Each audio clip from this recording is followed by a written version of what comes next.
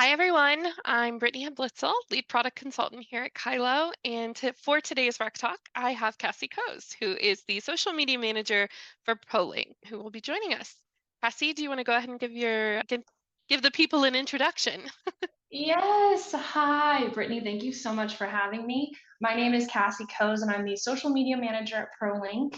I am a team of one currently, tackling both strategy and execution across platforms. I'm super passionate about storytelling and company culture, and I love giving back, and I am an advocate of mental health. Amazing. Well, I'm so excited to have this conversation with you today. I think Yeah, there's me so too. much that you can bring to other social media managers and what you've done and how you've approached it. So very excited to be here with you today. So let's get started. Since joining ProLink as the social media manager, you've been able to grow the presence on social media exponentially, specifically followers across platforms. What would when you're talking about like the strategy you went in with and how that strategy has had to change along the way, I would love to hear just kind of a little bit about how you approach that. Yeah, of course. So I actually started with ProLink in June of 2021, which is crazy to think about. It's been over 2 years now. And I can still remember when I interviewed with the director of marketing at the time, I went in with this plan all around LinkedIn. So I actually came from a background in another recruiting company that focused on IT and accounting and finance. And the majority of the recruiting that we did through social media was through LinkedIn. And so I was super excited about all these ideas that I had to grow our content strategy on that platform. And as soon as I started, we were in the second wave of a pandemic. And what I learned very quickly is that we actually, nurses, especially travel nurses and other healthcare professionals, they find their jobs on Facebook and Instagram, which was very surprising to me. So I had to kind of pivot and really lean in to those platforms. And at the time, a lot of what I was doing was creating hot job posts, both paid ads and organic posts on those platforms to draw in leads. And then I was distributing those leads to recruiters. So my position was a little unique for the first several months of my job here at ProLink.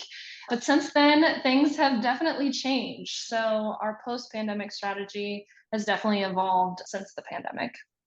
Absolutely. Yeah, one of the things that I found interesting what you said is how those audiences, right? The audiences differ greatly on different platforms. So I'd be curious, like how does ProLink customize content for each of those platforms while maintaining a consistent brand? Because it's not a simple task, not a simple feat by any means. Yeah, it's definitely unique. And we do have different target audiences that we're speaking to. Sometimes on one platform, we'll have two, three audiences that we're speaking to. So as soon as I started the position, I saw a need for creating buyer personas. So this was a really cool project. I was able to team up with recruiters and other folks within the organization to really dive into the talent that we were hiring, the talent that we were speaking to.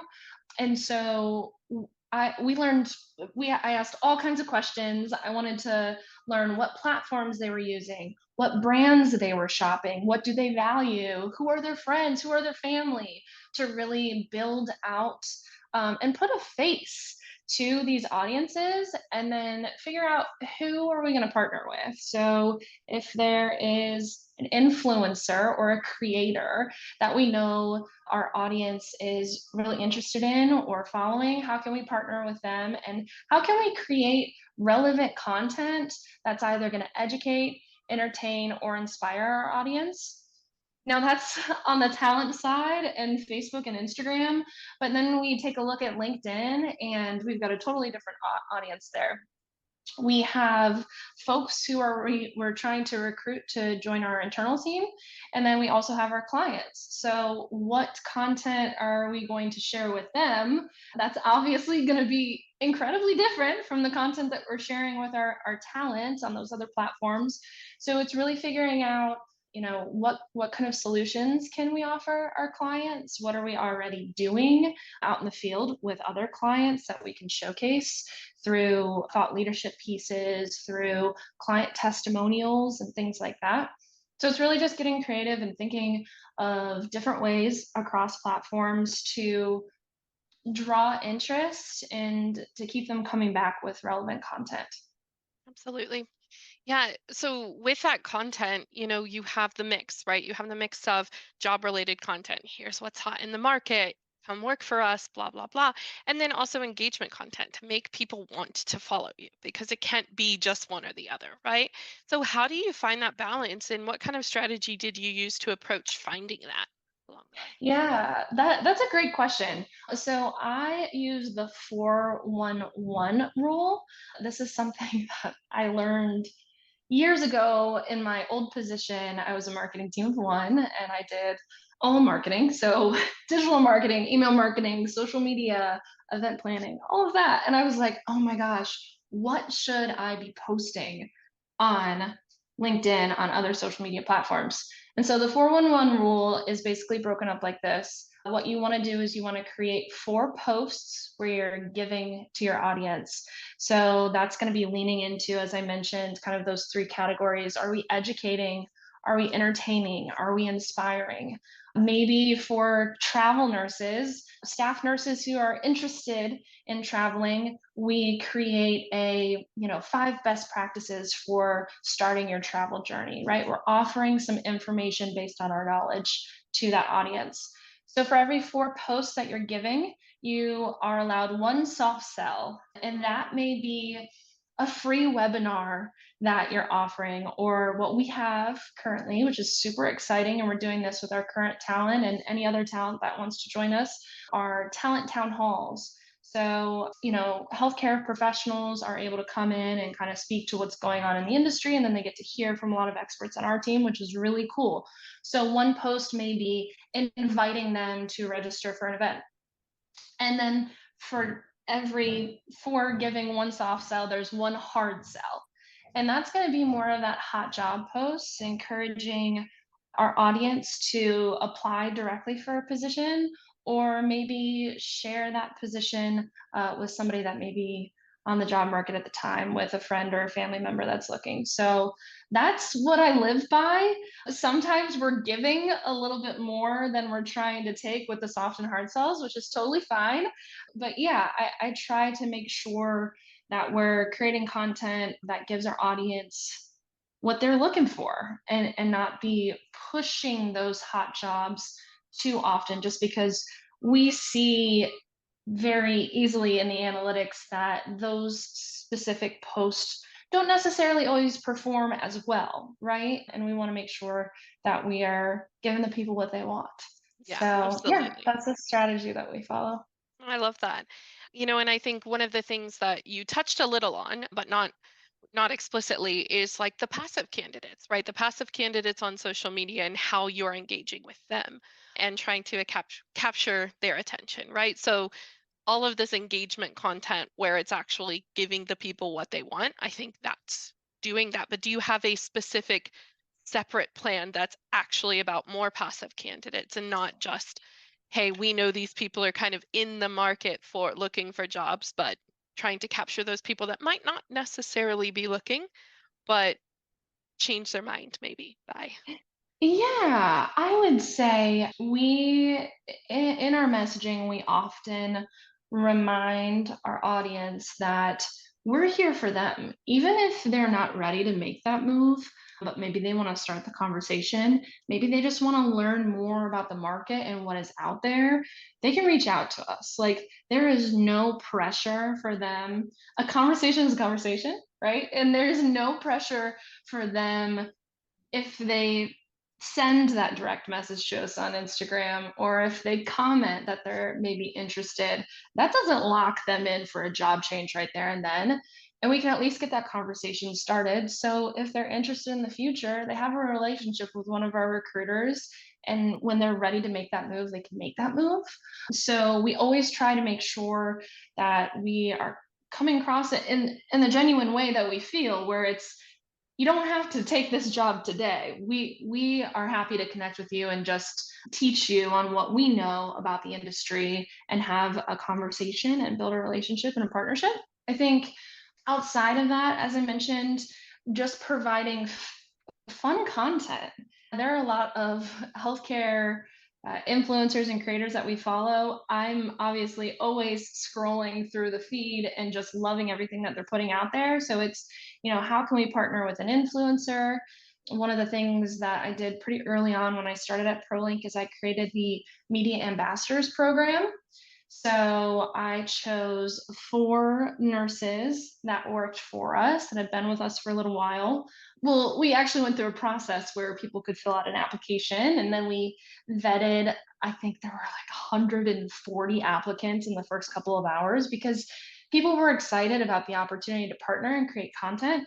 So we selected 4, and then from there, we worked with them on a weekly basis to create content with the people that are are what make ProLink so special, right? Our talents. Yeah. I felt like I don't know that I want to do all of the Instagram reels with my face and, doing all the funny trends and stuff like that. I was like, I want to bring in nurses that actually know what's happening on the floor, know how to speak to relevant content, and can be the face of ProLink's social media platform. So that is still an ongoing program, and we're able to bring people in all the time to help create content that is interesting to not only job seekers, but also just healthcare professionals in general. Yeah, no, I love that. And I think that goes back on the like building a sense of community on social Mhm. media, right? I think that is something that Yeah. everyone strives to do, but it's so often missed. And so I think when we're talking about travel nurses, especially and travel healthcare professionals, they need a community to lean on because there's a different level of struggle that comes along with being a traveler. So, this town hall that you all are doing, I love that traveler town hall, the talent town hall that you're doing, and then using actual nurses to build content that's useful. But outside of those two things, how else do you feel like ProLink does a good job of fostering that sense of belonging amongst your nurses? Yeah, definitely. And that is a great question. And that's something that has been a huge focus for us. One of the pieces on our platforms that I feel is really important is talent spotlights. So, shining a light on the individuals that are going above and beyond.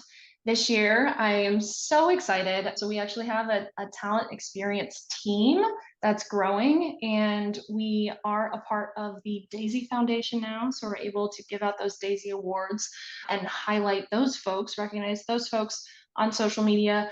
But outside of that, there are a lot of people doing a lot of great things. And I think that spotlighting talent and showing how, and kind of just like showing the person behind the nurse, right? It builds this sense of community and camaraderie. And then in addition to that, and I can't take credit for this because there are a couple of folks, there are 2 recruiters on our team that actually started a very successful Facebook group. Their community there is truly special. It started during the pandemic as a way to share hot jobs in a group with nurses so they could get a little bit of a quicker response.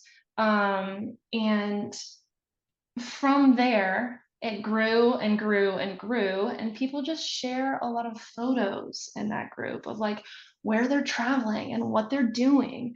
People share tips of like, oh, in Denver, like if you're looking for this Airbnb, specific lodging and travel tips and things like that. When we were looking to improve talent experience and figure out what exactly are nurses, healthcare professionals, travelers looking to see on social media or elsewhere. Jonathan is one of the co-founders of this group. He came in and he created a poll, and we got responses like this. There were like 360 responses super quickly. And it's because people are engaged there and they care and they're providing us feedback, and it's definitely a place where I feel like they've been able to come and feel like they're a part of a bigger community. And I think that's really special. And then outside of this is just like a smaller thing, but what we try to do on ProLink's platforms is we engage with nurses' posts like in a genuine way. We want to know that we're here and we're excited to see what they're doing with their lives, where they're traveling, the lives that they're impacting, and the lives that they're leading outside of the hospital. So, general engagement, commenting, liking, following our nurses is really important to us as well. Awesome.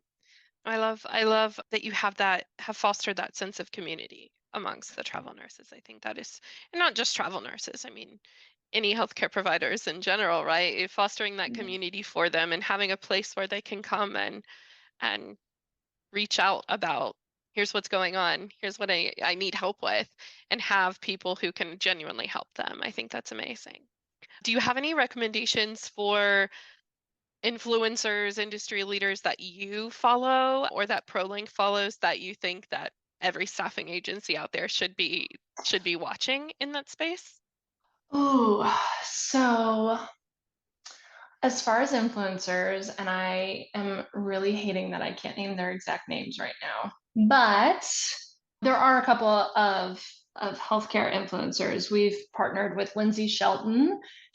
Her handle is Scrub Hacks, and she's incredible. And uses a lot of humor and fun to engage with her audience. She's just really wonderful. She talks a lot about mental health, which is huge for ProLink. We actually, just a little sidebar, a little plug here, we offer all of our talent, internal and external, free mental health resources, which is incredible. And it's something that I'm super passionate about. And I love when we see, other professionals in the field really being open and vulnerable, especially when we know so many of our healthcare professionals are feeling burnt out and struggling after the pandemic, still experiencing a lot of struggles. So she's incredible, hands down. Go give her a follow. There are also, outside of like the healthcare industry, what I always recommend for maybe a staffing organization that's looking to improve their Instagram presence or TikTok. There are so many creators out there that give weekly trend updates. So these are the trends you should do this week. These are some tips on how you should show up on this platform specifically. And they're so helpful because social media is ever changing and ever evolving. Yeah, It's a full time job just keeping up right. on the trends, right? And I Yeah. think even just as a consumer and a user of the apps, you know Oh that. yeah, absolutely. So I found a handful of creators that we follow, and it's super helpful. It helps us really lean into some of those trends and reach bigger audiences, which is great. And then a couple outside of the actual platforms themselves, there are two different e-newsletters that I receive. One of them is just Social Media Today, but it's also really great, easy to digest. Marketing Brew is also more of a general marketing e-newsletter that I really love. And then I'm super into podcasts. So if there's anything that I'm looking to improve within our social media world here or anything marketing in general, because I actually kind of do a few different things at ProLink outside of social media, I will just search for podcast Yeah. and listen to that. And that can be super helpful as well, because especially if you're maybe a little bit of a smaller marketing team and you wear a few different hats, maybe you're not an expert in any one particular area, there are experts out there that really do focus on those areas, and it can be helpful just to find a podcast. Yeah. Um, Don't reinvent the so wheel. Yeah. Exactly, right? Yeah. Like Google is also your friend, but Yeah, if you can just find a podcast that gives you all the information you need, let's start there, right? absolutely. So I do want to switch gears a little bit. We've talked a lot about fostering a sense of community and building a brand, but I kind of want to go into the nitty-gritty, right? The what kind of metrics are you looking for? What kind of things that are you doing there that really help that side of the business? Because yes, you have to foster a sense of community with your audiences, but you also have to prove that what you're doing is working, right? So in terms of the social media metrics that you think are important to track, what are those? And, you know, are there any that you think, yeah, everyone says this is a good metric, but it's really just vanity there? Is there anything? Yeah, I Yeah. think that's really important to talk about, right? And I think ROI for marketing can be a little challenging at times. It's been the struggle and bane of my existence. No, what I think you need to start by doing is figuring out what your goals and objectives are. So once you understand what it is you're trying to do around a specific campaign, maybe it's increase followers, maybe it's drive traffic to your website. Maybe it's increasing brand awareness, right? Or video views. There's so many different things that you may be trying to do, and then figuring out what metrics kind of support that objective. So, for example, I think a lot of people they focus on maybe number of followers, right? Okay, I've got 30 million followers. This is great. Let's keep driving those numbers up. That's not a bad thing. Obviously, the more followers, the better. But I think if you are looking to increase brand awareness, something that you could look at with a campaign that you run instead of number of increased followers, let's look at reach. That number is really important, or I mean, impressions as well. So, reach is the number of different users or people that see that post or that ad that you're putting out there. So it gives you a really good idea of how many people you're touching.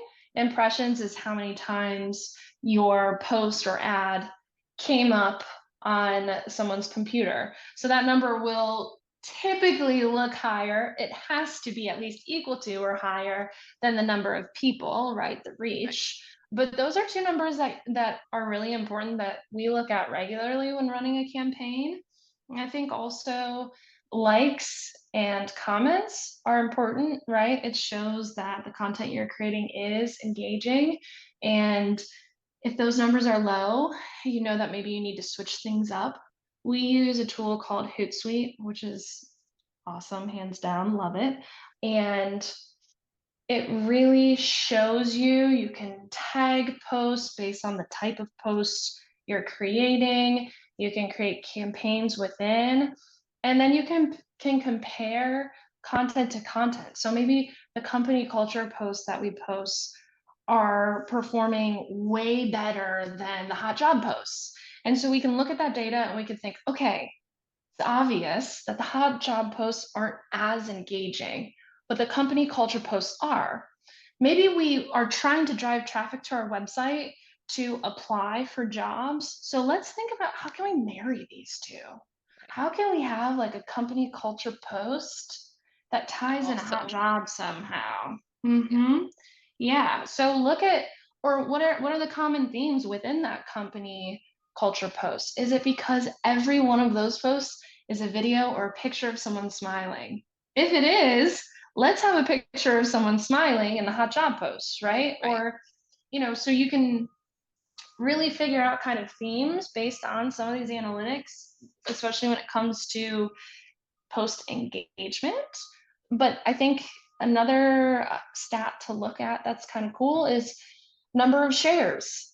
I would say that like that's just as important, if not more than a comment. Like if I am excited enough about this post to share it with a friend, that's a good sign.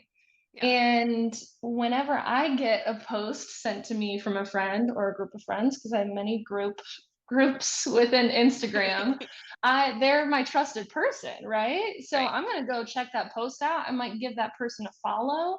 So shares is another kind of underrated statistic, I think, across platforms, right? That's something that's on TikTok, Instagram, Facebook. I talk a lot about Instagram because that is a platform that we're very involved with our talent, but LinkedIn, any of those across platforms, that share button is kind of a big deal. So that's another one I think that folks should should definitely look out for. But the analytics just they paint a full picture, so really understanding what each thing is and then figuring out your goals and objectives is a great place to start. Absolutely. Yeah. No, I love that. And I I think one of the things I'm curious about, and I don't know how to ask this question necessarily, but on the backside of social media, we have these posts that perform really well. Then sometimes we have, posts that, oops, we had a mistake. Oops, we maybe shouldn't have posted that thing. So I would be curious, have you come across any times where you've posted something preemptively, or, like, in a way that you had to go and do some damage control after, or even, a TikTok trend that fell flat. Those types of things. I would be curious, like, have you come across any of those situations, and how did you handle it? How did your company kind of bounce back from that? Mhm. Yeah, I think social media is a very tricky place. It is, right? You have to be super thoughtful about the content you're creating. And you also do you wanna be involved with trends, and you want to like, something that performs really well for us can be memes, Yeah. right? And so it's like, let's and that's one of my favorite things to do is get creative with the memes. If we've got a picture and then I can add some spin to it that's related to hot jobs, travel nursing, anything like that. And so you have to be really careful and really thoughtful. We had here's an example of some, and you have to know also kind of what's going on in the world, Yeah. like pop culture, etc., right? And just be sensitive to people. We had a hot job in Philadelphia, and it was fairly soon after the Will Smith scandal and with the Oscars. And we posted a picture of him related to Fresh Prince of Bel Air, and I mean, I we posted it. I mean, I proved it. We got it posted, and then it was suddenly like, oh my gosh, one of our sales people reached out to me, and they were like, Cassie, like, I don't think it's good to like post this picture right now, right? And it feels so. And I'm not here to discuss any stance on anything Yeah. that has happened with a celebrity, right?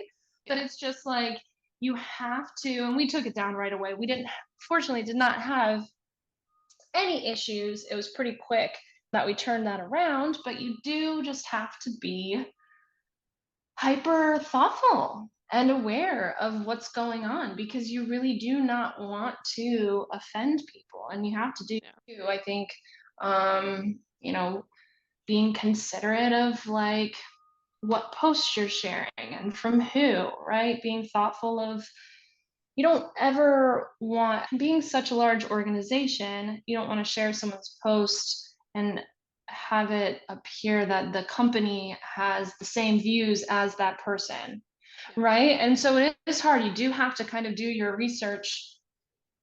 You can't just be sharing willy-nilly. Right. Oh, this is funny and this is related to nurses. I'm going to share it.